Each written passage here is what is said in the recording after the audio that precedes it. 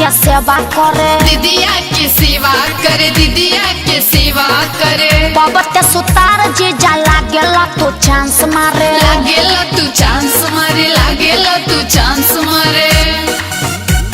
अरे जीजू आइल बानी राउर घरे दीदिया के सेवा करे, पबते सुतार जीजा लागेला तू चांस मारे।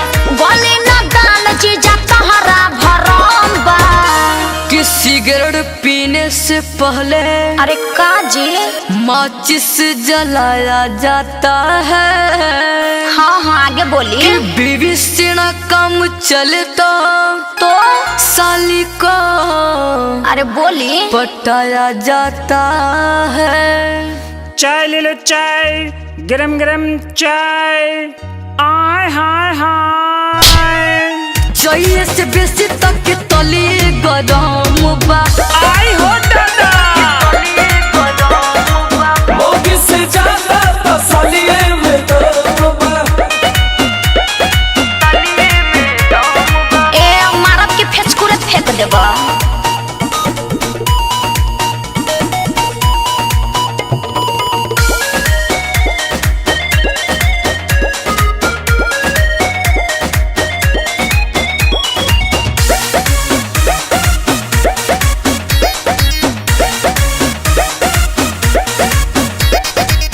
बड़ा दिल फेंक जीजा तू तो कुंवारे के, आदत बनाया नया पतरी जुठा रे के। कि साली दे दल ध्यान तोहर बढ़त रही धन पुत फलबू तू दूध नहाइबू। चुप रह। मजा पाई जाइबू चिकनाई जाइबू 4 दिन में ये साली गोटाइबू। ओहो बड़ा बेहाया न लाज न शरम बा। बीवी छौकल दाल है तो क्या साली तरकारी है। अच्छा अच्छा और बीवी सरकारी है तो साली बोला अर्ध सरकारी है। कुकुर कहीं के। चाहिए से बेसी तक के तली गरम बा। मोगी से ज्यादा तसलिए में दम। अच्छा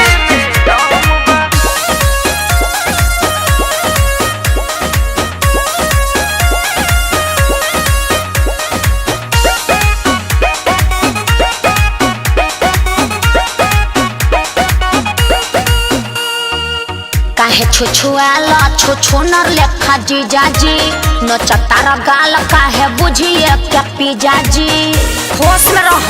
तोहर खोवा जस गाल साली लागेला कमाल मन काजे घुट जाई बिना कुछ। अच्छा। जब ले बाटे जवानी साली काटेला न जानी चम झुलला पे केहू न पूछे। अरे सत्यालाल बाबू कुल्हे कोशिश नाकाम बा। कि काल करे सो आज करे का आज करे सो अरे कौन ची बोलबो।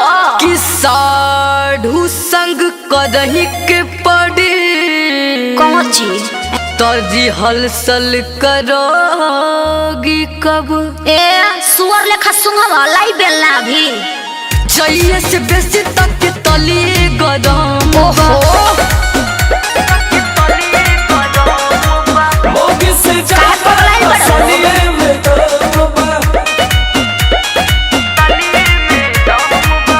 देखिए जीजू रोहन सुधार ली।